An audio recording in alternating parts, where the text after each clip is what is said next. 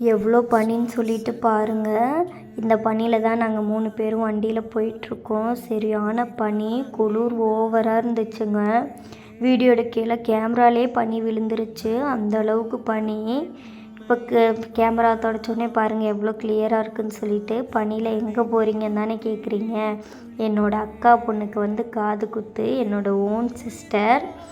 பாப்பாவுக்கு ட்ரெஸ் எடுத்துகிட்டு போகலான்னு சொல்லிட்டு போத்தீஸ் போயிட்டு பாப்பாவுக்கு ஒரு ட்ரெஸ் எடுத்துகிட்டு காது குத்துற இடத்துக்கு வந்தாச்சு. பாப்பா மொட்டை அடிக்கும் போதே அழ ஆரம்பிச்சிட்டா. காது குத்தி முடிக்கிற வரைக்கும் அந்த அழுகை வந்து நிற்கவே இல்லை.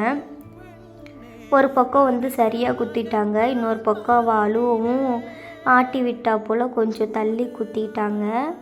அதுக்கப்புறம் பாப்பாவுக்கு சீர் செய்கிறவங்க எல்லாம் சீரெல்லாம் செஞ்சுட்டு பொட்டு வைக்கிறவங்கெல்லாம் பொட்டு வச்சு விட்டாங்க. நானுமே பொட்டெல்லாம் வச்சு விட்டேன். எனக்கு இந்த இதழ் குட்டியை பார்க்கவே டைம் சரியாக இருந்துச்சுங்க. அவள் அங்கே போகிறதும் இங்கே போடுறதும் ஓடிக்கிட்டே அலைஞ்சா. ரியாக்ஷன் பாருங்கள் எப்படி இருக்குன்னு சொல்லிட்டு. அதுக்கப்புறம் பாப்பாவுக்கு பொட்டு வச்சு விட்டு பிரியாணி தான் கடையில் சொல்லியிருந்தாங்க. சாப்பிட்டுட்டு வீட்டுக்கு வந்துட்டோம். வீடியோ பிடிச்சிருந்தா லைக் பண்ணுங்கள்.